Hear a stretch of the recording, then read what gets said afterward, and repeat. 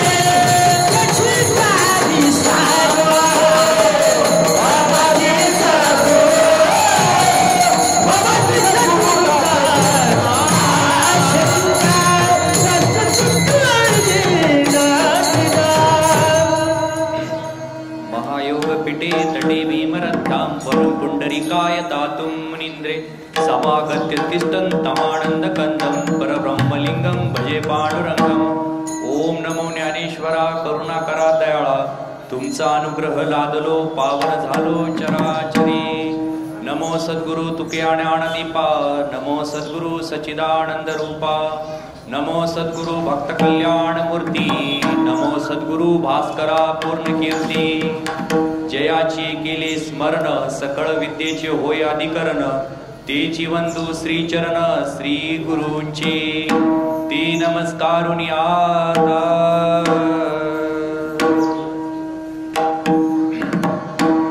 प्राप्त प्रसंगी कीर्तन रूपी सेवेकरता घेतलेला अभंग महान संत भगवत भक्त वेद सुज्ञ भक्ती तज्ञ वारकरी तत्वज्ञ वेदाचा अर्थ अभंग समर्थ वारकऱ्यांचा परमार्थ असलेले देवचे सुप्रसिद्ध साधू जगद्गुरु तुकाराम महाराजांचा आपल्या सर्वांच्या परिचयाचा आहे विठ्ठल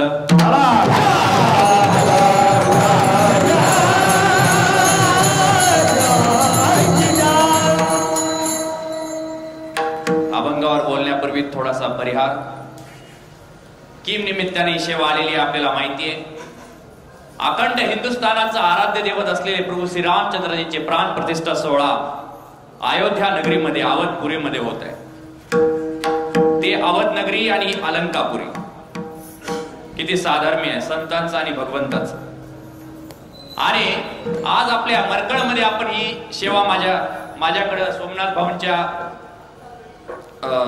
विनंतीवरून आलेली आहे तसं विचार केला तर मरकळमध्ये हे गाव इतकं परमार्थिक आहे अतिशय सगळे लोक अतिशय परमार्थिक जाणते एकदम व्यवस्थित माणसं धार्मिक आणि आज स्वयंभू हनुमान हनुमानाच्या समोर ही सेवा माझ्याकडे आलेली आहे आज या सेवेकरता उपस्थित असलेले माझ्या ज्ञानोबाराय तुकोबारायांचा प्रचार अख्ख्या महाराष्ट्रात करणारे हरिभक्त परायण स्वर गंधर्व काळूराम महाराज घेणत असतील तसेच हरिभक्त परायण विनायक महाराज असतील तसेच हरिभक्त परायण गजानन महाराज सोमटकर असतील योगायोग असा आहे आज दोन्ही स्वर गंधर्व आपल्याला एक विनायक आणि एक गजानन भेटलेले आहेत म्हणजे श्री गणेशाचा शुभारंभ आहे योगायोग तसेच पखवाज वादक ओम महाराज,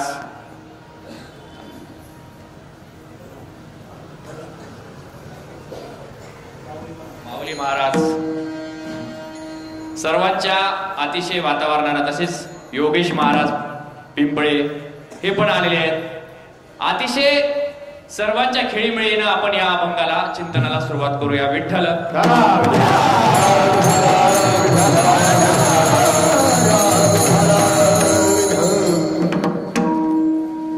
बघा, जे अयोध्येमध्ये जे मंदिर झालेलं आहे ते मंदिर असं साधं झालेलं नाही. त्या मंदिराचा जर इतिहास पाहिला तर 1528 पासून ते आता जवळजवळ 2024 मध्ये ते मंदिर उभारत आहे. म्हणून अख्ख्या भारत देशामध्ये, अख्ख्या हिंदुस्थानामध्ये या मंदिराचा प्राण प्रतिष्ठा सोहळा सगळीकडे वेगवेगळ्या कार्यक्रमांना आयोजित करत आहेत. तसेच या मरकडमध्ये सुद्धा आयोजित करत आहेत. बघा, कोणत्याही कार्याची सुरुवात करताना आपल्याला एक गोष्ट लक्षात घेतली पाहिजे की अयोध्येचं जे राम मंदिर झालेलं आहे, माझ्या रामाला 14 वर्षाचा वनवास झाला.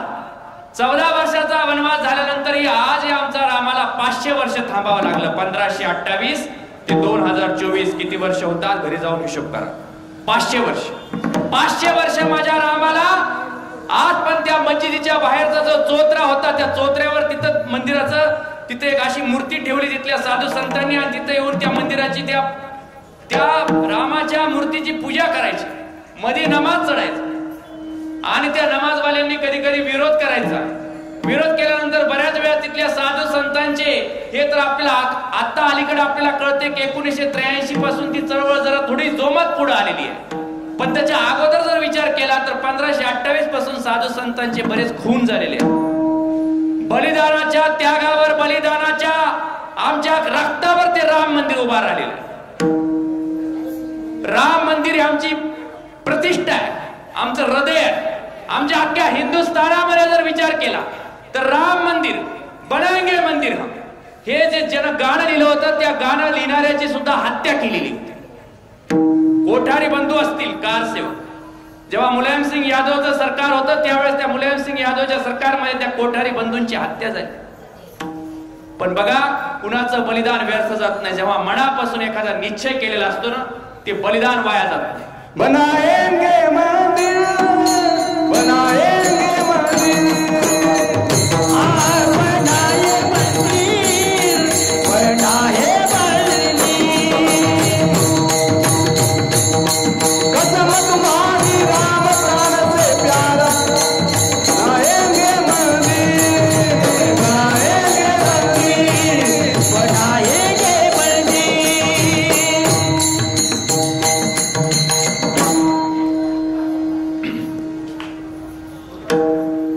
बनाएंगे मंदिर, त्या गाणं लिहिणारी सुद्धा हत्या झाली या देशामध्ये.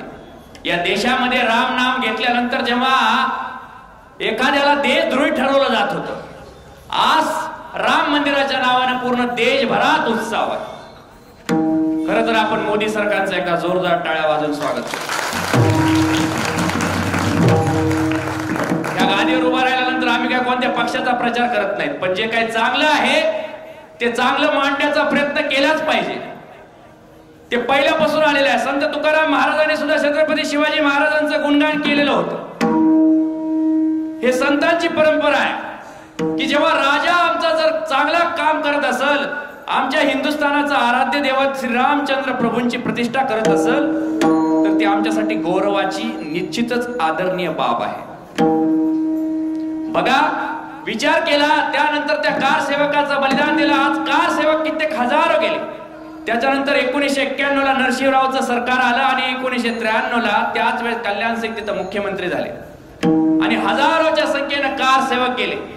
आज आम्हाला कार सेवक होता आलं नाही तरी आम्ही राम सेवक होऊया.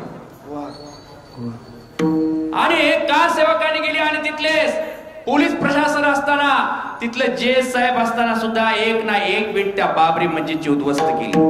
बरेच लोक म्हणतात हिंदू धर्म आमचा वारकरी संप्रदाय सहिष्णु नाही. आहे सहिष्णु, पण जर आमच्या मंदिराची जर मोडतोड करून जर कुणी तिथं मस्जिद बांधत असेल तर ही नक्कीच भूषणावह गोष्ट नाहीये. त्यावेळी इतकाही सहिष्णुपणा असू नये. जगाच्या कल्याणा संताच्या विभूती,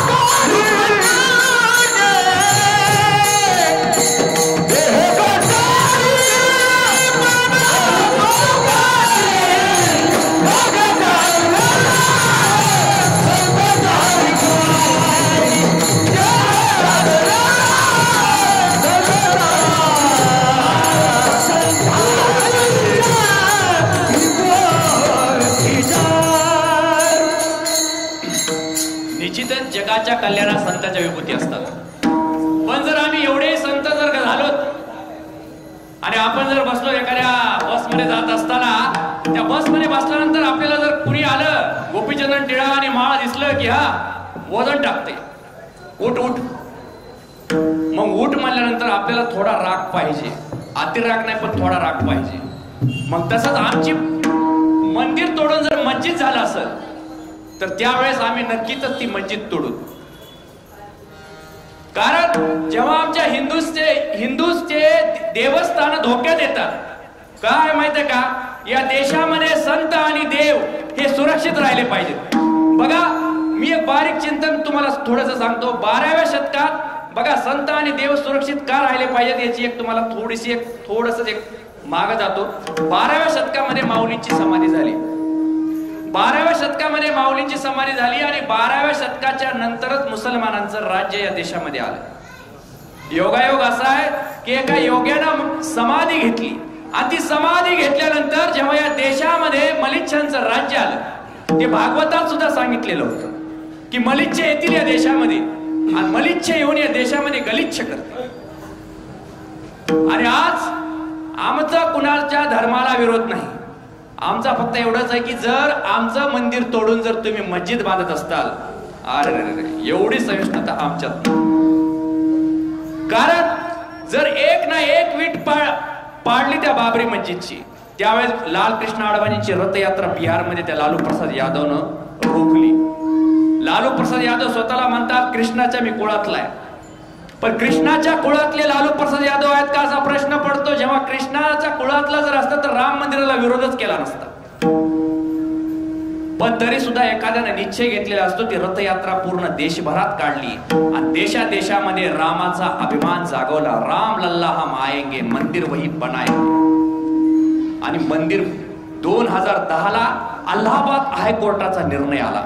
काय निर्णय आला की त्यावेळेस थोडंसं मान्य केलं की बाबा चौथऱ्याची जागा तुमची आहे, मधला मस्जिद तुमची आहे, मस्जिदीमध्ये तुम्ही नमाज पढत आहे ठीक आहे, पण त्या चौथऱ्यावर जे रामाची प्रतिष्ठापना केली होती मूर्तीची, तिथं रामाचं अस्तित्व असलं पाहिजे असा अलाहाबाद हायकोर्टाचा 3 सदस्यीय खंडपीठाचा निर्णय आला।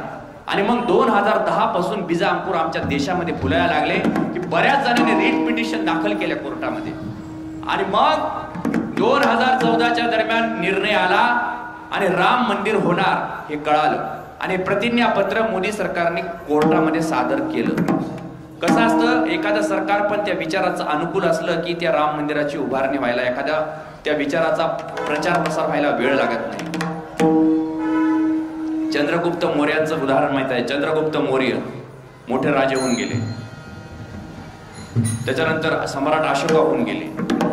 सम्राट अशोकांचे गुरु होते गौतम बुद्ध। त्या काळात गौतम बुद्धांच्या विचाराचा प्रसार झाला का, कारण सम्राट अशोका त्या गादीवर होते।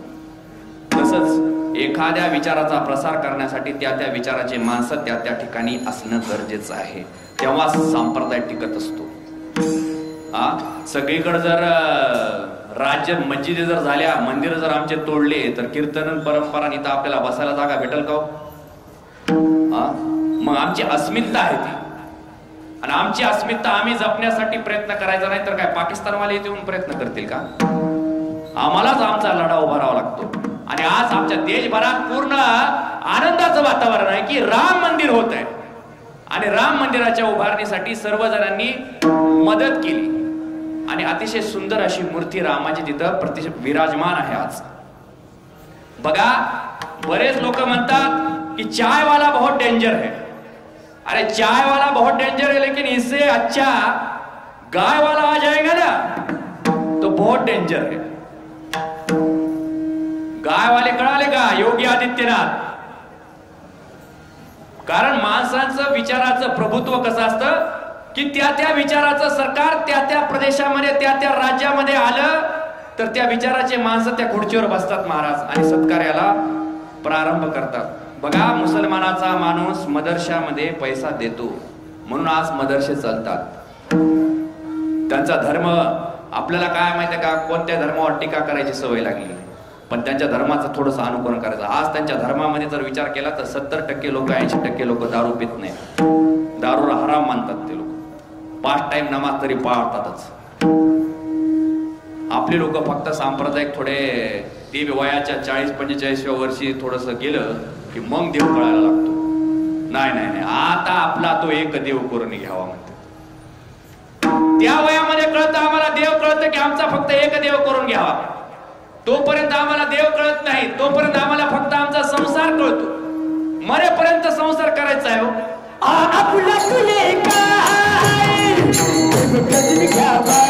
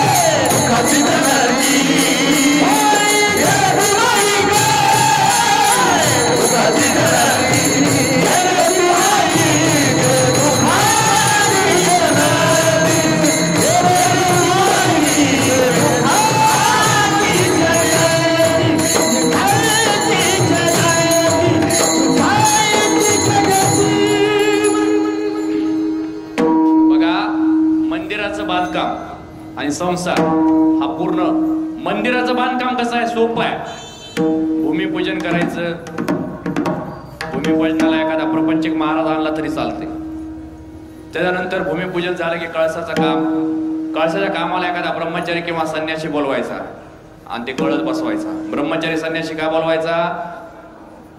कारण कळसाच्या वर काही नाही आणि ब्रह्मचार्याच्या पुढे बी काही नाही, म्हणून ब्रह्मचारी बोलवायचा. आणि कसं आहे, ते कळस बसवता जर ब्रह्मचारी पडला खाली मेला तरी काही हरकत नाही. त्याचं कुणी रडायला मग कुणी नाही. कुंडलिक वरदा हरी विठ्ठल, म्हणून ब्रह्मचारी बोलवायचा. म्हणून पण संसार बघा, संसार कसा आहे?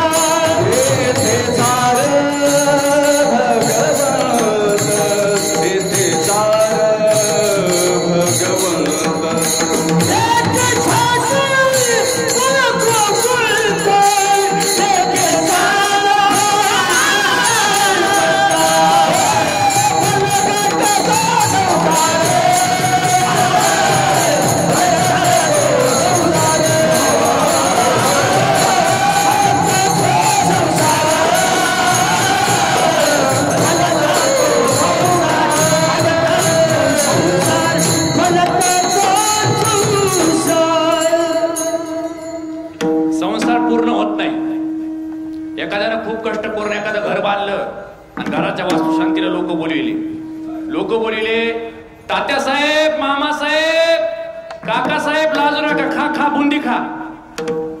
आणि ते मालक जे आहे घराचा मालक तो असा बुंदी वाढत फिरते.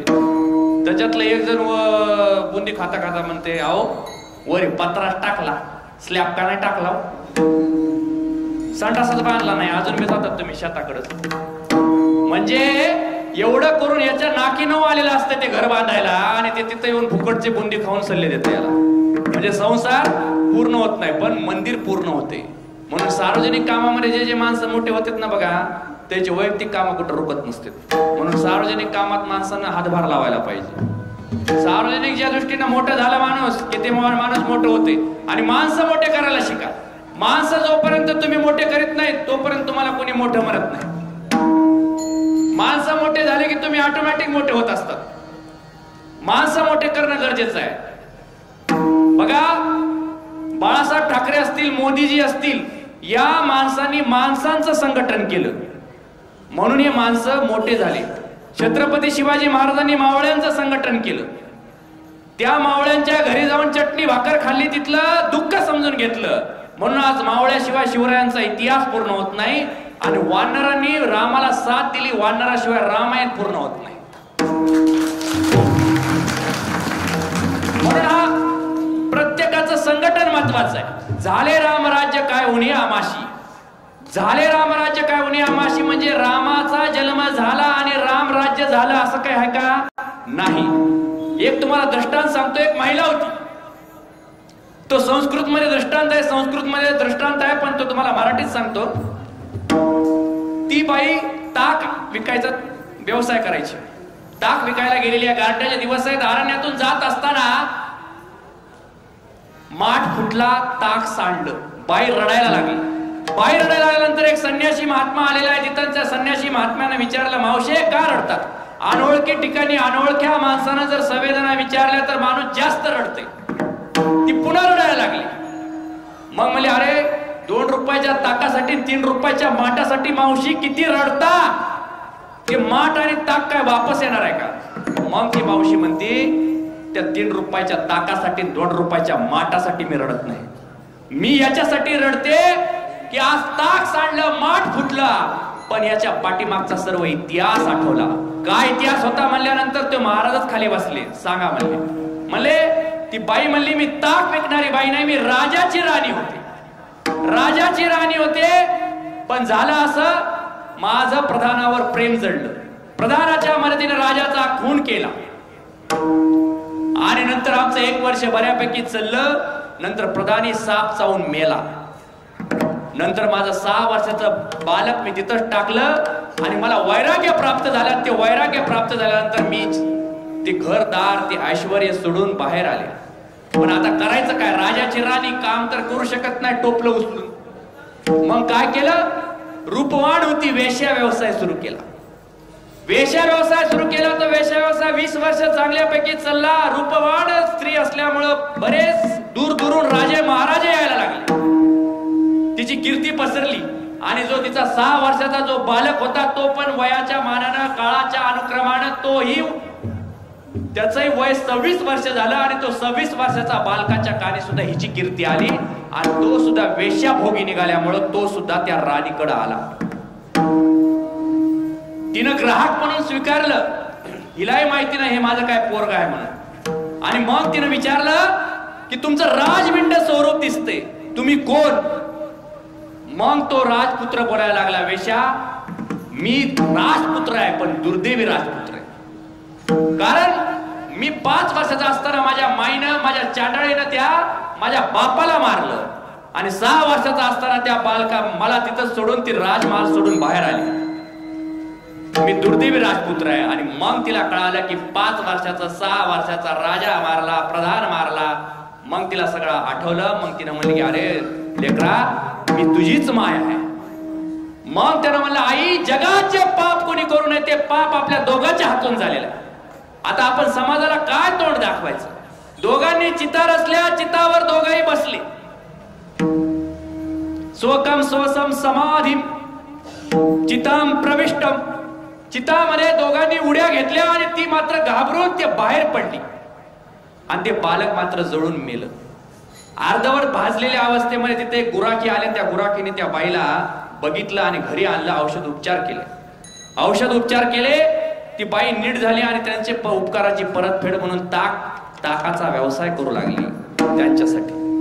बघा, जेव्हा त्या महाराजांना विचारलं की 2 रुपयाच्या ताकासाठी 3 रुपयाच्या माठासाठी तुम्ही रडता का मावशी, तेव्हा तिला जसा पाठीमागचा पूर्ण इतिहास आठवला. तसं झाले रामराज्य काय उणे आमाशी, झाले रामराज्य, झाले रामराज्य काय उणे आमाशी, झाले रामराज्य काय उणे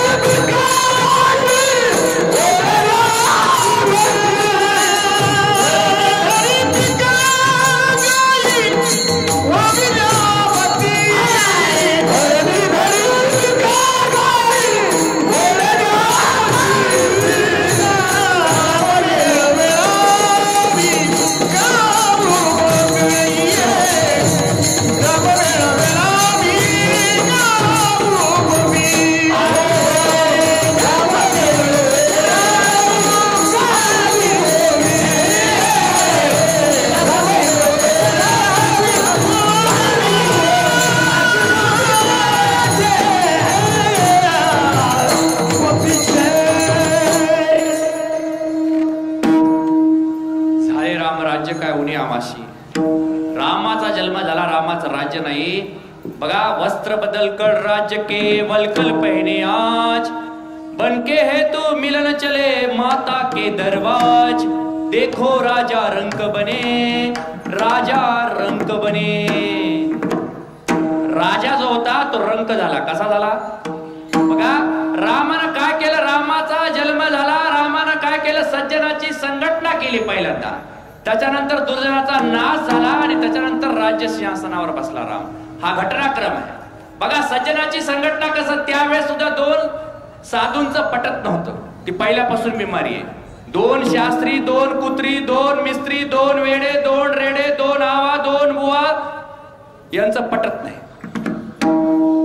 एखादा महाराज दुसऱ्या महाराजाला कधीच चांगलं म्हणणार नाही. सार्वजनिक ठिकाणी एकमेकाला इतके गुणगान करते की जसं काय याच्या पोटात गुळ आहे आणि त्याच्या पोटात साखर आहे. पण महाराजांचं वैशिष्ट्य आहे की एकमेकाला चांगलं म्हणत नाहीत महागारी.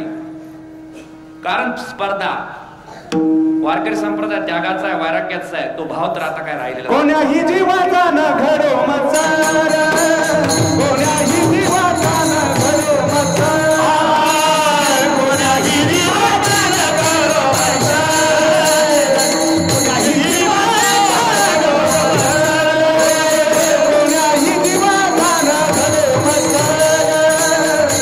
कोण्याही जीवाचा न घडो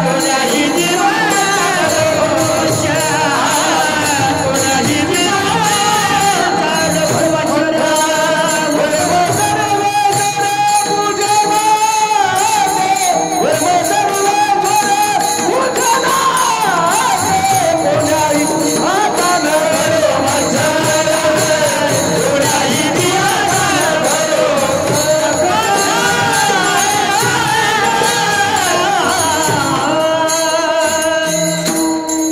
कोण्याही जीवाचा न घडो मत्सर, कोण्याही जीवाचा ही आपली वारकरी संप्रदायाची शिकवण.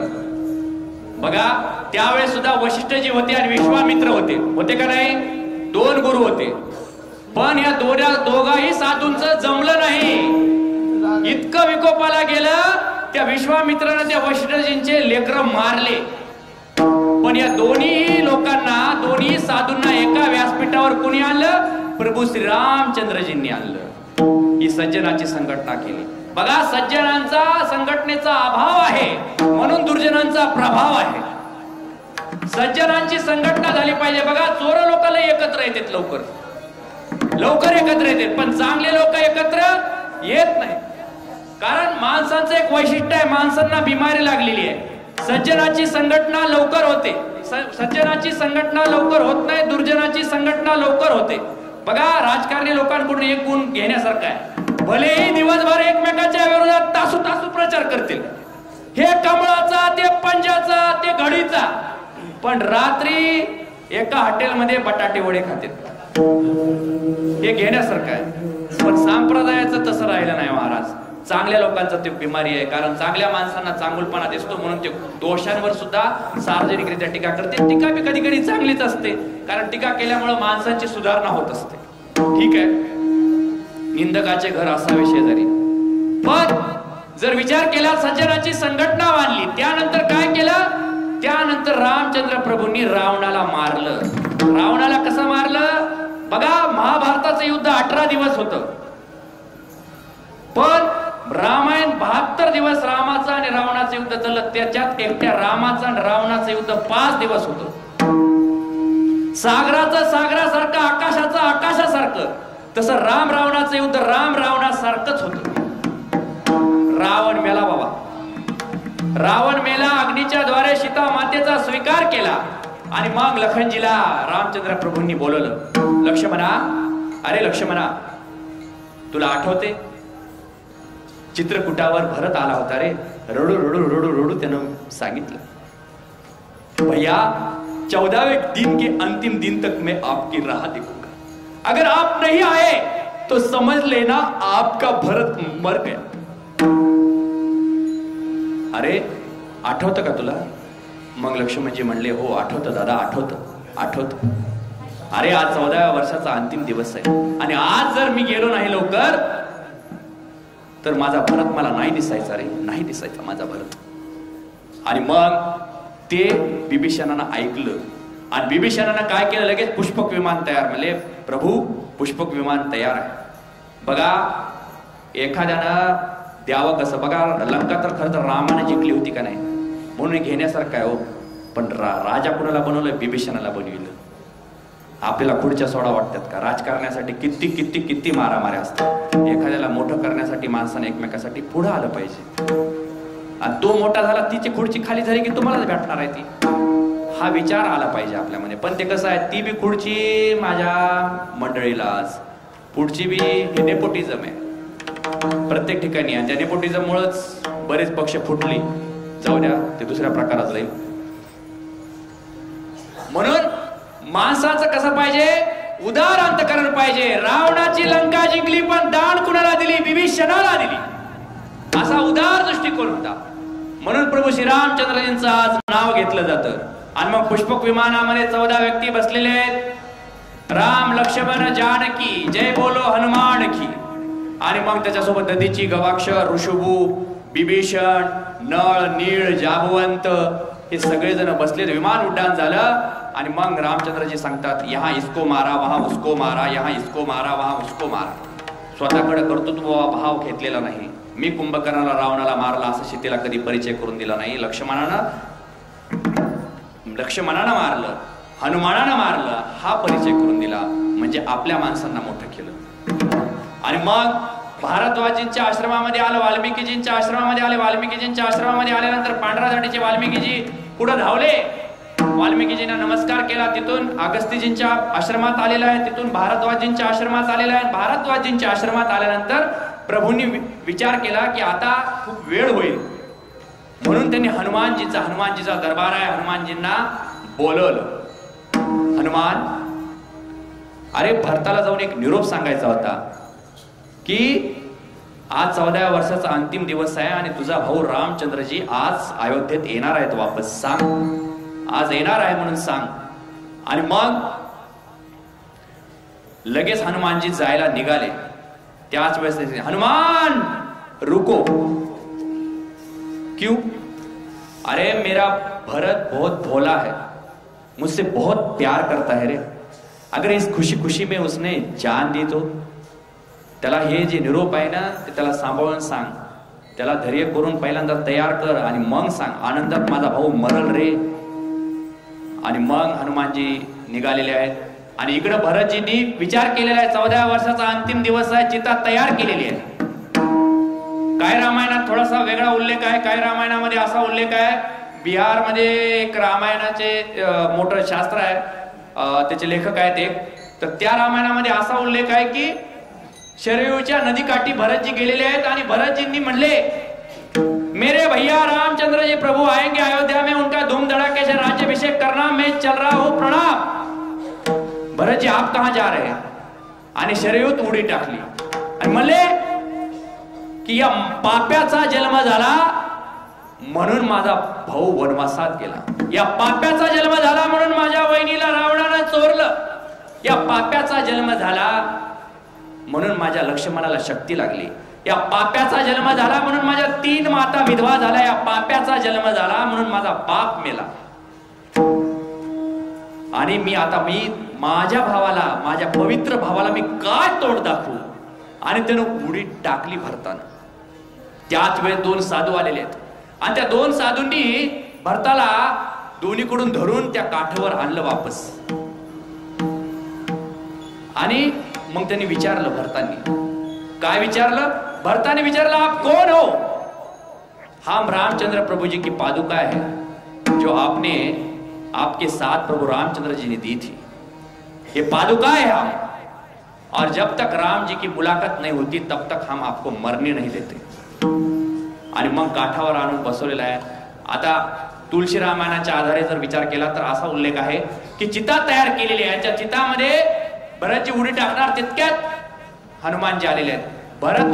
भरतजी क्या हनुमानजी?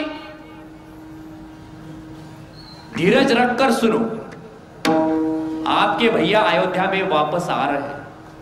अहो पागल झाला भरत, पागल झाला, आनंदानं नाचू लागला भरत. इतका नाचला की आज त्याचं प्रेम प्रकट झालेलं आहे की आज माझा भाऊ नाचू गीत नाचे रंगी, नाचू गीत नाचे रंगी, नाचू गीत नाचे रंगी, नाचू गीत नाचे रंगी, नाचू लागू जगी, नाचू गीत नाचे रंगी, नारदी बोलावू, नाचू गीत नाचे रंगी, नाचू लागू जगी.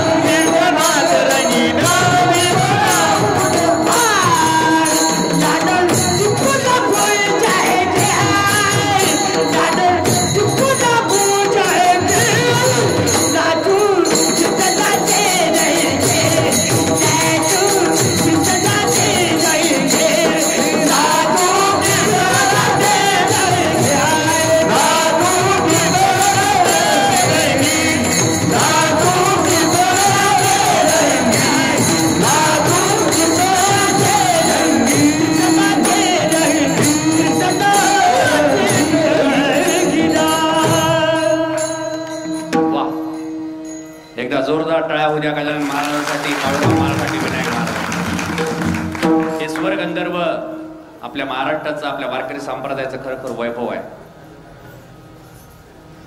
तर झालं असं, भरतजींनी चिता तयार केलेली आहे आणि भरतजींना कळालं की हनुमानजी आले. हनुमानजींना हा गोड असा निरोप दिलेला आहे आणि भरतजींनी विचार केला, हनुमान जी बोलो बोलो, आज मैं क्या दूं तुम्हें, मेरे पास कुछ नहीं है, क्योंकि मैं नंदीग्राम में मैं भी वनवास ही भोग रहा हूं, मेरे पास आज कुछ नहीं है, लेकिन जब मेरे भैया और भाभी राजगद्दी पे बैठेंगे, उनका राज तिलक होगा आणि हे सगळं सौंदर्य, हे सगळं वैभव माझ्या डोळ्यात साठवल, माझ्या बोबळात साठवल आणि माझे बोबळ काढून तुम्हाला दिल या बदल्यात.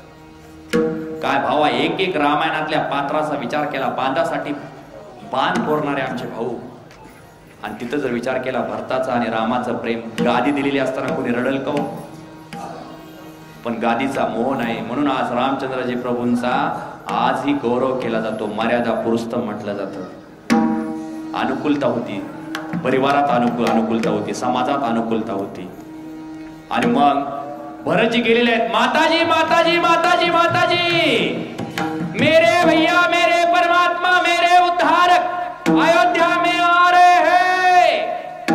कौशल्या माता आनंदाने बाहेर आले. क्या बरं? आणि कौशल्या मातेने आकाशाकडे बघितलेलं आहे आणि रडलेली आहे. माते, आज माझा भैया वापस येतोय आणि तुझ्या डोळ्यात अश्रू आले नाही रे. हे अश्रू आनंदाचे आहेत. तुझ्या वडिलांची खूप इच्छा होती की रामाचा राज्याभिषेक बघण्याची इच्छा होती, म्हणून आज माझ्या डोळ्यामध्ये आनंद अश्रू आहेत. मग रिपुसुदनला बोलवलं, अयोध्या नगरी सजाव, मेरे भैया आ रहे हैं, मेरे भैया आ रहे हैं. सगळीकडे पुकार झालेली आहे, अयोध्या नगरी सजलेली आहे, अयोध्या नगरी सजलेली आहे, आज पण सजलेलीच आहे. योगायोग असा आहे. तसा राम मंदिरच्या झोपानं सुद्धा आज अयोध्या नगरी अवधपुरी सजलेली आहे. आणि त्या रामायणामध्ये सुद्धा रामचंद्रजी प्रभूजी जेव्हा 14 वर्षाचा वनवास बघून आलेले आहेत, तेव्हा आइए महाराज विराजिए, आइए महाराज विराजिए, आइए महाराज विराजिए, आइए महाराज विराजिए, आइए महाराज विराजिए, आइए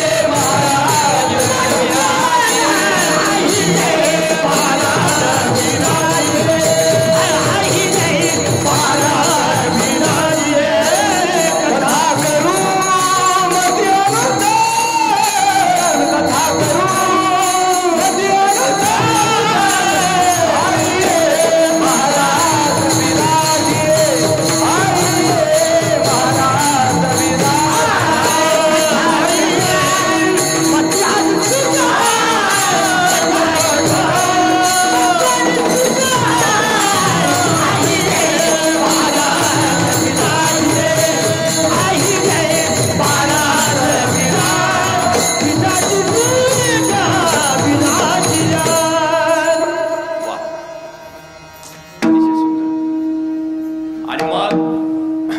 नगरी सगळी सजलेली आहे. आणि इकडे हनुमानजी आलेले आहेत भारद्वाजीच्या आश्रमामध्ये. प्रभू, अयोध्या की दशा ठीक नहीं है, आपको जल्दी निकलना चाहिए. आणि मग प्रभूंनी अयोध्याच्या तिथपर्यंत आलेले आहेत. सीमेपर्यंत पुष्पक विमान वापस दिलेलं आहे. प्रभूजींनी पहिल्यांदा वशिष्ठजींच्या जवळ आले आणि धनुष्यबाण खाली ठेवला आणि वशिष्ठजींना नमस्कार केला, दंडवत घातला. वशिष्ठजींनी विचारलं, राम, आज तू शस्त्र खाली ठेवून मला नमस्कार करत आहे, हे कसं काय? त्यावेळेस त्यांनी सांगितलं, रामचंद्र प्रभूजींनी फार सुंदर उत्तर दिलं. प्रभू म्हणतात, जब तक दुश्मन मारने का काम था तब तक शस्त्र था, लेकिन आज अयोध्या में राम राज्य लाना है और राम राज्य शस्त्र से नहीं गुरुजी शास्त्र से आता है. म्हणून शस्त्राला खाली ठेवून तुमच्यासारख्या शास्त्राला प्रणाम आहे. आणि म्हणून मग लगेच तिकडून भरतजी आलेले आहेत, रामचंद्रजी आलेले आहेत. दोघा भावांचा मिलनाचा प्रसंग. कळत नाही लोकांना सगळ्या अयोध्येला की वनवासात कोण गेलं होतं. भरतजी आलेले आहेत, कडकडून अशी मिठी मारलेली आहेत, भैया. आणि रामचंद्रजींचा प्रभूंचा खांदा आपल्या अश्रूंनी भिजवून काढला. इतके रडले भरतजी, खूप रडले. आणि मग खांद्यावरचा हात सरकला असेल कदाचित, आणि ती पाठ होती भरताची, त्या पाठीकडे गेला हात, आणि मग मात्र जगाचा बाप लापास होता.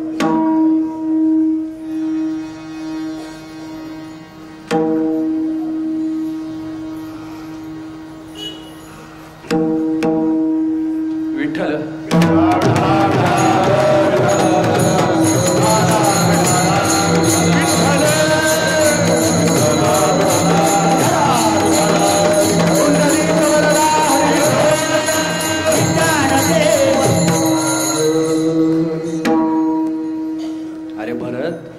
दुबला हो गया है तू, इतना दुबला हो गया तू, खाता पिता की नाही तू.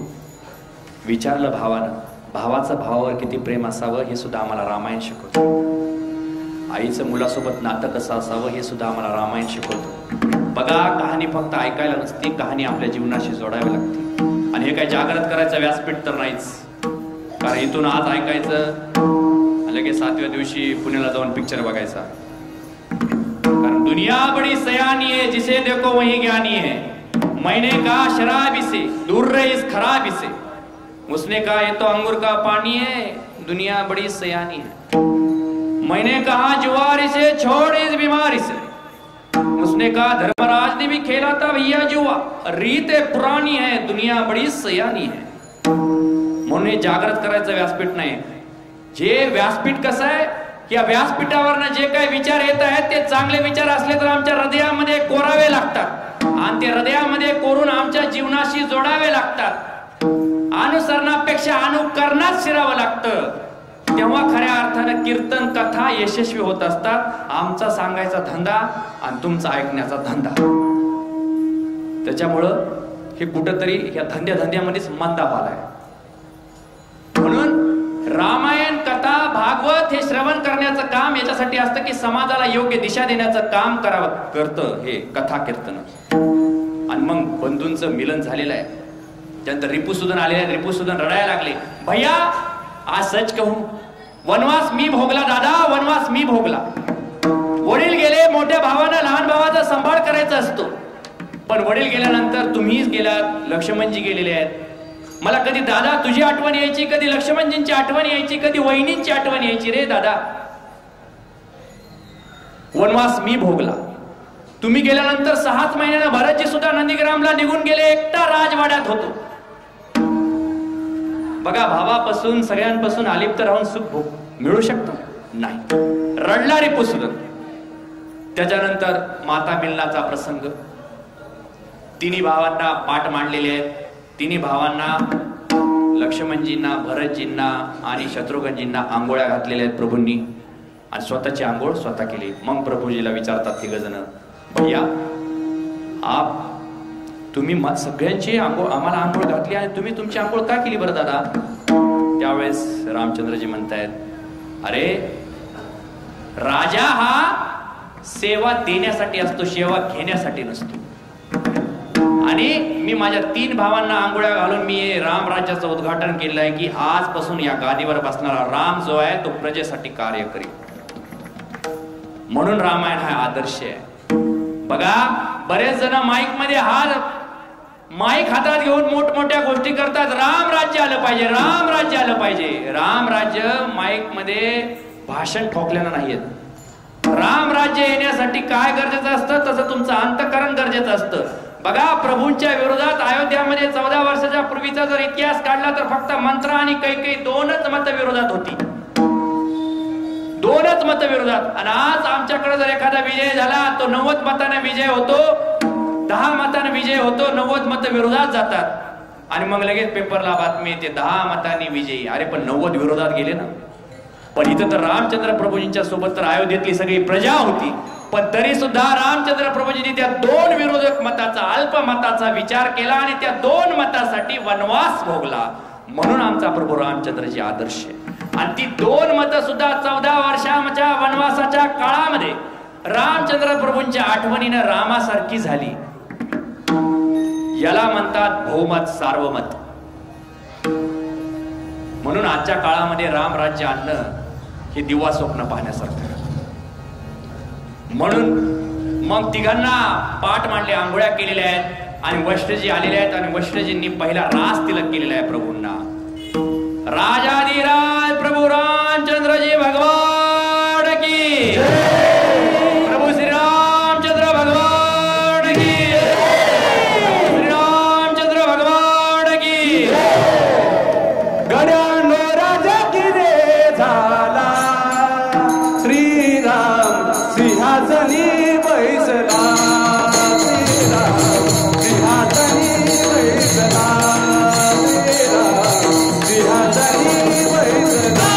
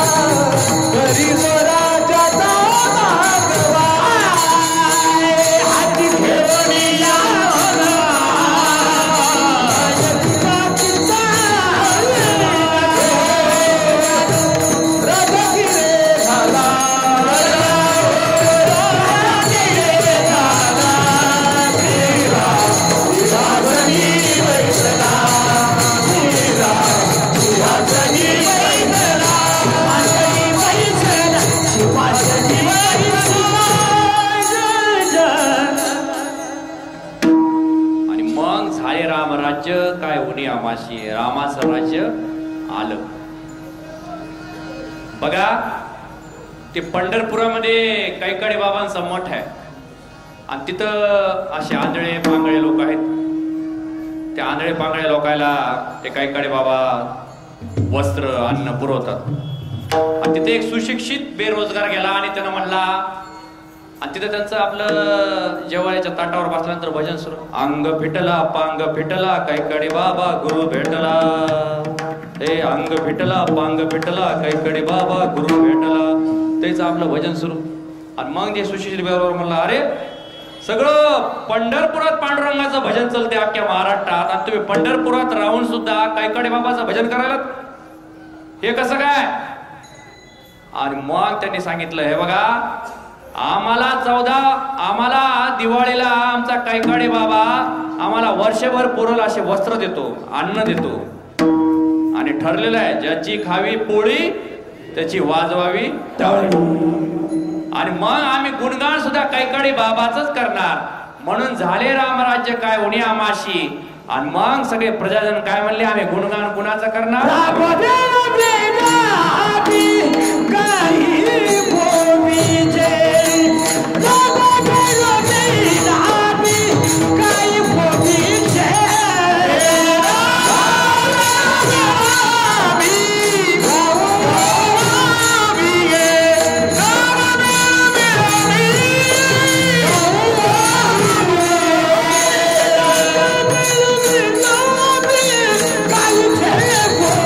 जय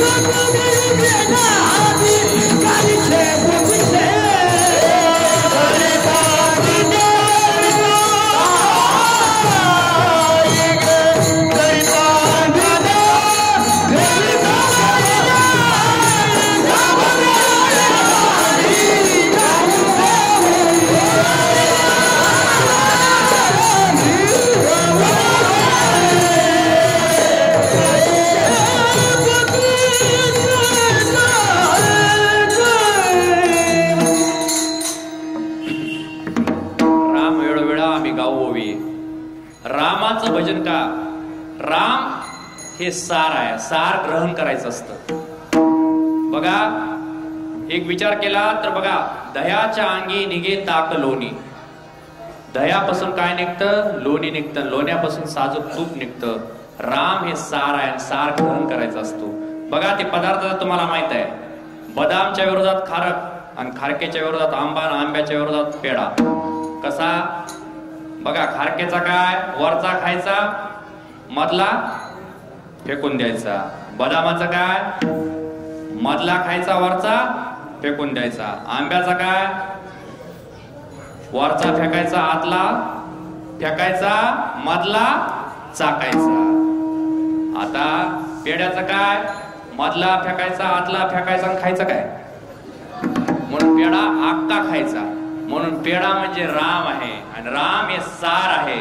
म्हणून राम राम वेळोवेळा आम्ही गावोवी, दळिता कांडिता जीवित. आता दळण कांडण तर राहिलंच नाही, जेवण तर सुरूच आहे. जेवण तर काय आमचं मरेपर्यंत सुरूच राहणार आहे. पण दळण काढणं गेलं बाबा, राहिलं नाही दळण काढणं. पहिलं पहाटे 4 वाजता 3 वाजता शिबिर सुरू व्हायचे रामदेव बाबाचे. घरोघरी घरोघरी महिला काम करायच्या पहिले, त्याच्यामुळं काही बिमाऱ्या नव्हत्या पहिल्या. म्हणून बघा जात भोवती माय उपदेश करायची लेकराला आणि ते उपदेश त्या लेकराच्या कानामध्ये गुंजायचा. ते उपदेश गुंजायचा आणि म्हणून ते लेकरू त्या माईपासून बापापासून वेगळं व्हायचं नाही, कारण ते उपदेश कानामध्ये जायचं. बघा जात म्हणता जात गेलं. बघा आता जात म्हणता जात गेलं. आता जात फक्त जातच राहिले, ते बी लग्नामध्ये कशामध्ये थोडस ठेवायला लोकांना दाखवायला असते जात. बघा जात्याभोवती एक मस्त एका कवितेने एक छान एक केलेलं आहे, ज्याला सख्या बहिणीचं मुरळे होता आलं नाही, त्याला कवितेचं गोड गुळा गाता नाही आलं. ज्याची मुलगी नांदायला जाताना त्याचे आसू गळत नाही, अशांच्या मरणदारी सुद्धा कविता कधीच वळत नाही. आणि अशा दलिंदर लोकांपासून कवितेला भीती होती, म्हणून कविता 700 वर्ष जात्याभोवती जिती होती. ही कवितेचं उदाहरण आहे. बघा जात्याभोवती जनाबाई सुद्धा दळण दळायच्या आणि पांडुरंग यायचा. सुंदर माझे जाते गे फिरे बहुतके, ओव्या गाऊ कौतुके, तू ये रे बा विठ्ठला, तू ये रे बा विठ्ठला, ये रे बा विठ्ठला. येतच होता तो पांडुरंग आणि मग त्यांचं भजन सुरू. जात्याच्या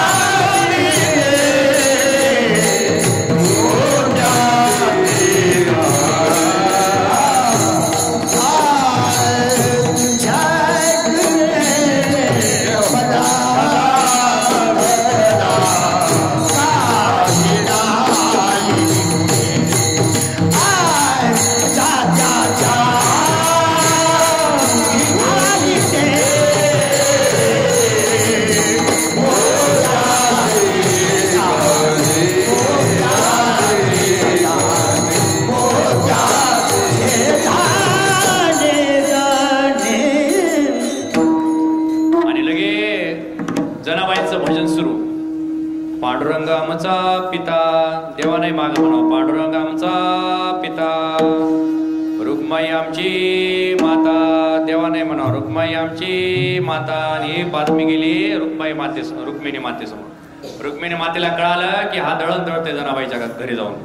आणि मग तिथं रुक्माबाई प्रकट झाल्या आणि म्हणायला लागल्या आणि देवाचं ते भजन सुरू, रुक्माई आमची माता. मग रुक्मिणी माता अशा कंबरावर हात देऊनच म्हणल्या, देवा मी काय तुझी मम्मी आहे का रे? हा म्हणजे इतका देव वेडावला होता, इतका वेडावला होता भक्तीमध्ये, इतकं तादरम्य, इतकं भक्तीचं वातावरण आहे की त्या भक्तीमध्ये देव सुद्धा वेडा झाला होता.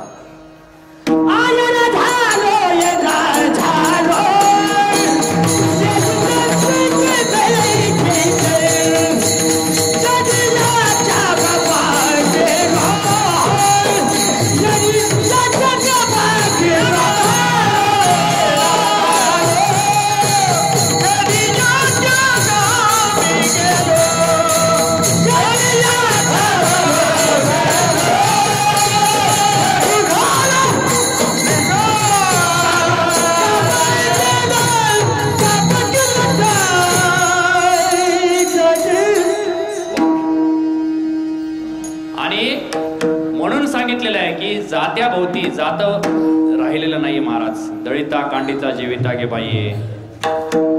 बघा, धर्मराज्य आणि रामराज्य. रामराज्य काय? रामराज्याची सुरुवात कुठून झाली पाहिजे माहितीये का? सार्वजनिक ठिकाणी तर झालीच पाहिजे, पण ती पहिल्यांदा घरून झाली पाहिजे. आमचं काय होते माहितीये का?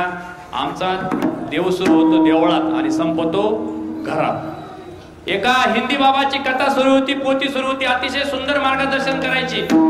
तिथे एक 70 वर्षाचे गृहस्थ यायचे, रोज ऐकायचे ती कथा. त्या बाबांनी, हिंदीवाल्या बाबांनी विचारलं, आपको कुछ बेटा है? हाँ बेटा है. कितने साल का है? 25 साल का है. तो आप अपने बेटे को क्यों नहीं बेचते? नहीं, वो कोरा कागज है, उसे मैं बिगाड़ना नहीं चाहता. और आप, मैं कार्बन कॉपी हूं, यहां से सुनता हूं, उधर से छोड़ देता हूं. आणि मग नाही हो करत कसं तरी तेव्हा 70 वर्षाच्या माणसानं त्याच्या 25 वर्षाच्या पोराला पाठवलं.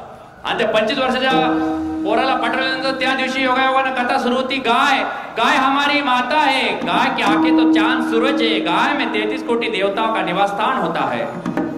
आणि मग ते घरी आलं ते पोरग, आणि त्या पोरानं काय केलं, दुकान होतं वाण्याचं, आणि त्या दुकानामध्ये, किराणाच्या दुकानामध्ये त्यानं तांदळाची गोणी ओपन केली, उघडी केली, आणि त्या गायला खाऊ घालायला बाहेर रस्त्यावर ठेवली.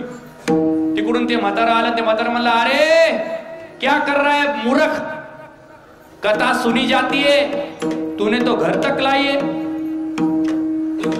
कथा वहां पे सुन के वहां पे ही छोड़नी चाहिए, तूने तो दुकान तक राखेल, दुकान तक लाई है.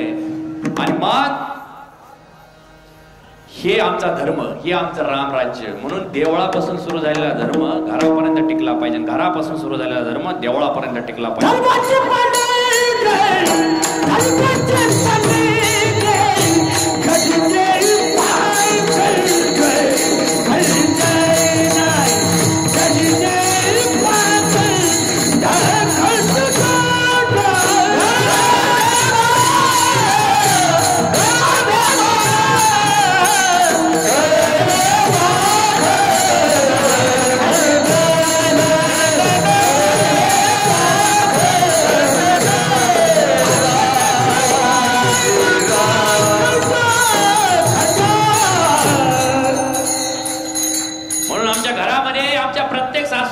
पाहिजे की माझी सून नाही, माझी सीता आहे, माझी मुलगी आहे.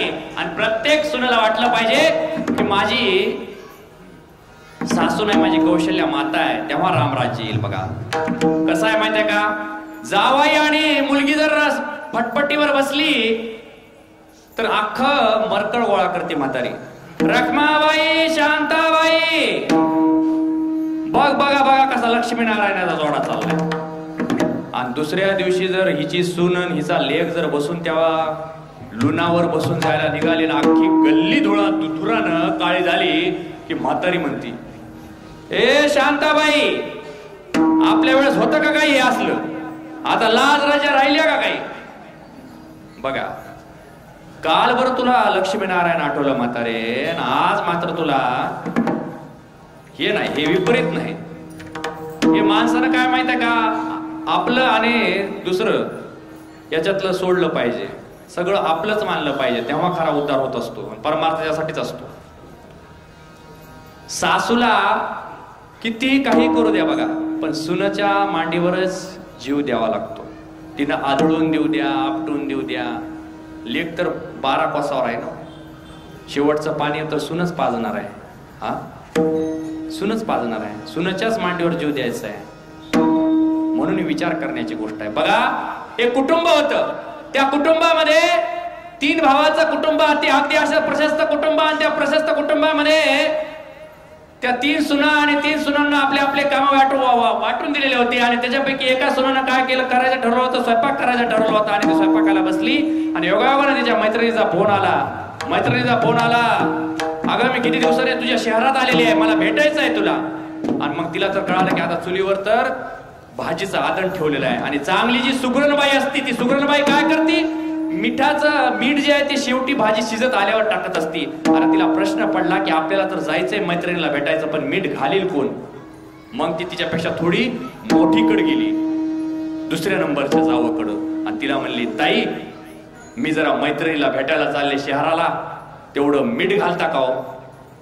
ती म्हणली, मला सांगते का तू, तुझ्यापेक्षा मी मोठी आहे, मला तू काम सांगते का. तिनं सोडून दिलं, मोठीकडे गेली. ताई तुम्ही मीठ घालता का हो, मला शहराला मैत्रिणीला भेटायला जायचंय.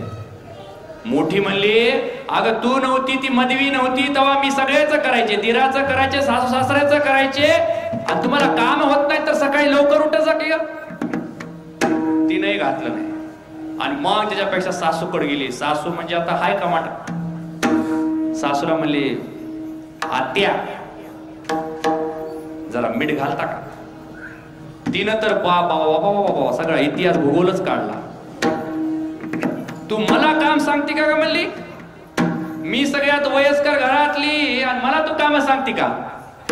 आणि मग काय मीठ घातलंच नाही. आणि मग ती शेवटी शहराला गेली, निघून जाऊ द्या म्हणली आता. आणि तिनं मीठ घातलं, कशी हो भाजी म्हणली, गेली. पण आता मदवीनं विचार केला की मिठाचं तर काम सांगितले आणि आपल्यापेक्षा लहान आहे, माझीच जर बहीण असती तर मी घातलं नसतं का मीठ. ती गेली, मदवीनं मीठ टाकलं. आता मोठीला वाटलं याच ठिकाणी माझी लहान बहीण असती, तिला जर कुठं कॉलेजला जायचं असलं, तिनं जर सांगितलं असतं तर काय, तिनं मिठाचं तर काम सांगितलंय, काय कुठं काय अवघड काम सांगितले. ती गेली, तिनंही मीठ टाकलं. सासूला वाटलं याच ठिकाणी माझी पोरगी असती तर. बोलले तिला रागाच्या भरात, पण शेवटी सून आहे ना, चला. मग तिनंही मीठ टाकलं. आता जिथं एका बाईने मीठ टाकायचं तिथं 4 जणींनी मीठ टाकलं. भाजी काय चविष्ट झाली असेल होती. आणि मग घरातला करता पुरुष आला, कडक टोपी, स्टार्च केलेले कपडे, जेवायला बसला. भाजी आणली. भाजीचा पहिला घास घेतला, त्याला कळालं की भाजी खारड झालेली आहे. त्यानं काहीच नाही म्हणला. त्यानं म्हणला, अगं दही आहे का. दही आणलं, त्या दह्यामध्ये ती भाजी कालवून खाल्ली. आणि मग हे 3 भाऊ आले. 3 भावांनी बसले ताटावर. त्यांनाही कळालं की भाजी खारड झालेली आहे. म्हणले, आई दादा जेवले का ग. हो जेवले बाबा. पण कधी नाही रे त्यांनी दही मागितलं रे आज. मग त्यानं विचार केला तिघांनी, आपणही दही खायला पाहिजे. आणि मग त्यांनी दही त्या भाजीमध्ये कालवून खाल्लं. मग ती बारकी जी गेली होती ती आली शहरावरनं. मग या 4 जणी बसल्या, ऐश्वर्या, सुषमा, जया बसल्या जेवायला बसल्या. आणि जेवायला बसल्यानंतर झालं काय महाराज, त्यांना कळालं की भाजी खारड झालेली आहे.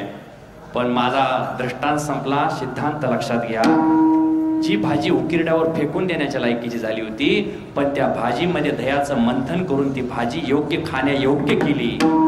हा विचार आला पाहिजे. हा विचार आमच्या घरात रुजला पाहिजे. तेव्हा कुठं घर आणि कुटुंब उभं राहत असतं. घरात रामराज्य आलं की देशात रामराज्य येत असतं. म्हणून तालुक्यामध्ये रामराज्य आलं पाहिजे, गावागावामध्ये रामराज्य आलं पाहिजे, मग देशात रामराज्य येईल. म्हणून ही रामराज्याची सुरुवात आपल्यापासून करायला पाहिजे. आणि अभंगाच्या 3ऱ्या चरणात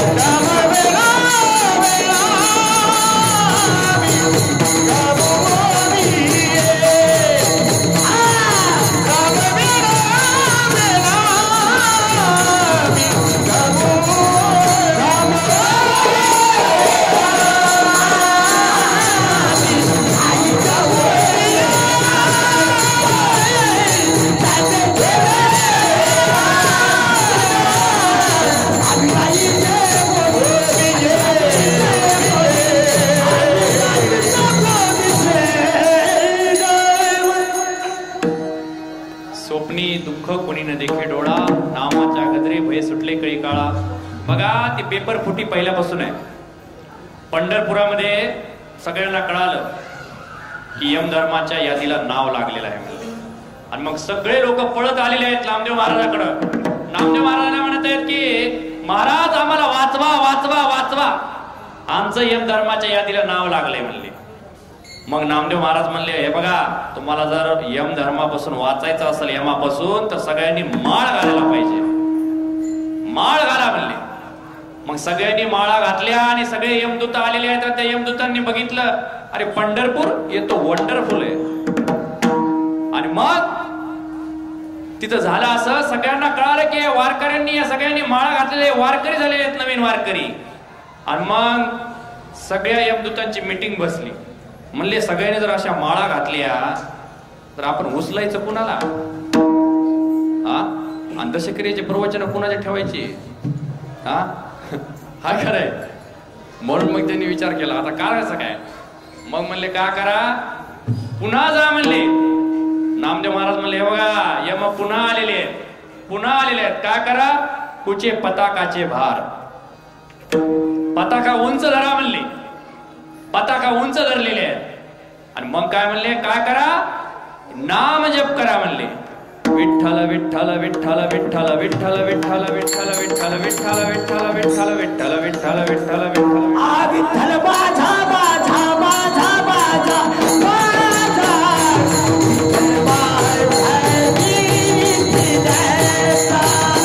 विठ्ठल बाजा बाजा बाजा बाजा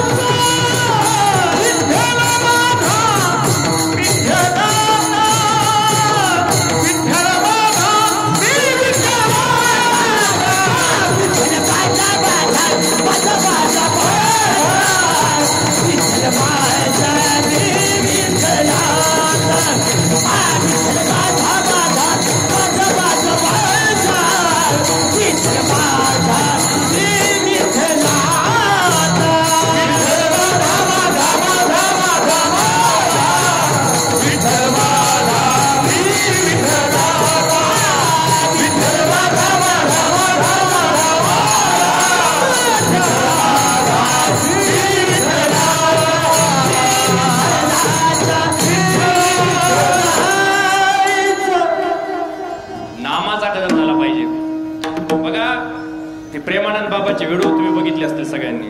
अतिशय सुंदर व्हिडिओ असतात ते. त्याच्यामध्ये त्यांनी एकच सांगितलं की कलियुगामध्ये फक्त नामाचा जप करायचा.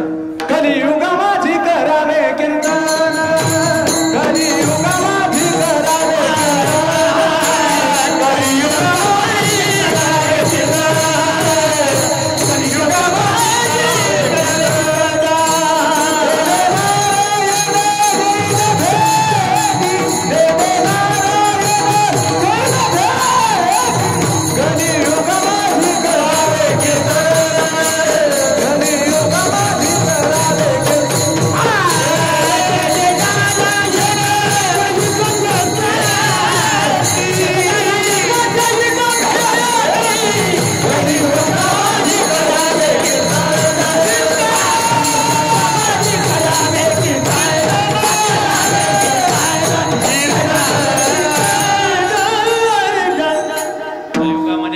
महत्व आहे. नामाच्या गजरे भय सुटले कळी काळा, यमाला पाठवण्याची ताकद त्या नामामध्ये आहे.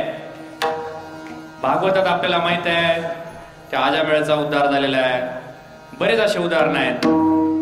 आता ते सांगायला लागलं तर भागवत सुरू व्हायचं पुन्हा. त्याच्यामुळे आटोपतो घेऊया आपण.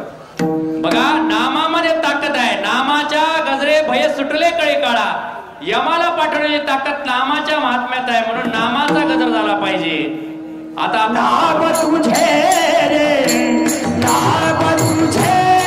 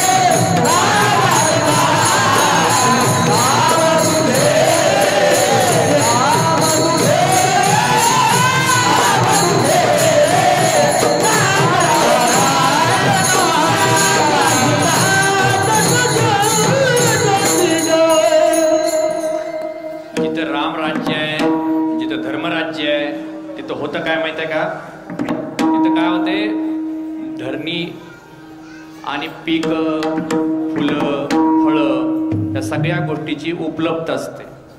बघा थोडस आपण महाभारतात जाऊया, पण अभंगाला सोडून नाही, अभंगाला धरूनच. महाभारतामध्ये झालं असं, पांडवांना वनवास झाला, 12 वर्षाचा वनवास, 1 वर्षाचा अज्ञातवास, आणि 1 वर्षाच्या अज्ञातवासात जर शोधलं कौरवांनी तर पुन्हा 12 वर्षाचा वनवास, असं लेखी लिहून दिलं होतं पांडवांनी.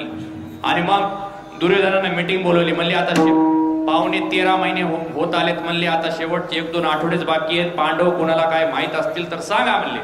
एक जण उठलं नाशिक, एक जण उठलं संभाजीनगर, बसा खाली. एक जण उठलं जालना, बसा खाली. आणि मग भीष्माचार्य होते, 120 वर्षाचे भीष्माचार्य, ते उभे राहिले. पत्रकारांनी तर काय केले, पेन ठेवले कागदावर, आता काय म्हाताऱ्याकडून माहिती भेटते म्हणजे, कारण भीष्माचार्य ज्ञानी पुरुष होते. आणि मग झालं असं, भीष्माचार्याने म्हणले की बऱ्याच वक्त्यांनी आपापले मत व्यक्त केलेले आहेत या ठिकाणी, पण मला असं वाटतं की जिथं धर्मराज आहे, जिथं पांडव आहेत, तिथं योग्य त्या गोष्टीची उपलब्धता आहे. आणि उपलब्धता कुठे आहे, जिथं पांडव आहेत तिथं. आणि मला कळतं की पांडव जिथं आहे तिथं नक्की धर्मराज्य असलं पाहिजे, तिथं वेळेवर पाऊस पडत असावा, जिथं वेळेवर झाडांना फळं येत असावे, हा दृष्टिकोन मांडला भीष्माचार्यांनी. म्हणून काय असतं माहिती का, धर्मराज्य आलं की सुखाचं राज्य असतं. बरेच लोक म्हणले की ते रामाचं मंदिर कशाला करायचं, तिथं त्याच्यापेक्षा एखादं हॉस्पिटल उभारा, तिथं काहीतरी करा. अरे राम म्हणजे आमचं श्रद्धास्थान आहे, राम म्हणजे आमचं आराध्य दैवत आहे, राम म्हणजे आमची प्रतिष्ठा आहे, राम म्हणजे आमचा प्राण आहे, तिथं रामाचं मंदिर. अरे हॉस्पिटलमध्ये जर गेल्यानंतर जर शेवटच्या क्षणाला जर बसलेले असलं तर आम्हाला डॉक्टर सुद्धा सांगतो, अरे त्या देवाची उपासना करा, तुमच्या वडिलाला आता फक्त देवच वाचू शकतो. म्हणजे जिथं सर्व काही फिरून फिरून किती फिरलं तर देवावरच येतं, तेव्हा त्यासाठी आम्हाला राम मंदिराची गरज आहे. म्हणून अत्यंत परमानंदाची प्राप्ती करायची असेल आणि दुःखाची निवृत्ती करायची असेल, दुःखाची निवृत्ती कोणती, दुःख म्हणजे आयुष्यामधलं दुःख संपवायचं असेल, दया गर्भवासा येणे जाणे कुंडले, अभंगाच्या 4थ्या चरणात. तुका बाधे राम सुख दिसणे राम, तुका बाधे राम सुख दिसणे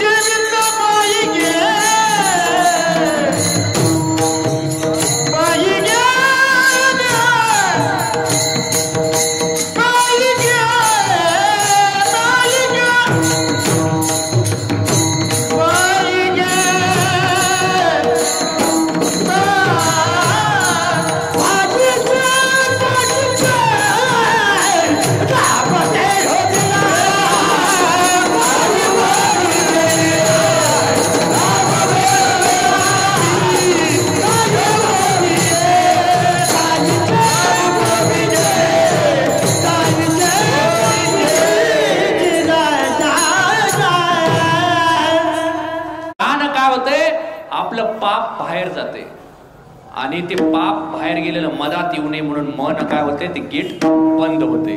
राम हे असं आहे. म्हणून ही राम नावाची ताकद आहे, राम नामाची ताकद आहे. म्हणून धर्मराज्य राम राज्य येण्यासाठी आमच्या घराघरापासून सुरुवात झाली पाहिजे.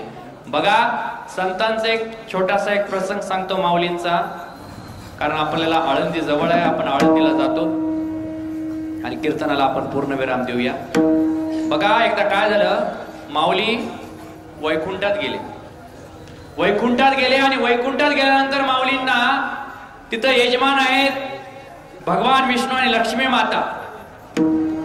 माऊली बराच वेळ उभी आहेत बाहेर, पंगत सुरू आहे, अर्जुनजी बसलेले आहेत.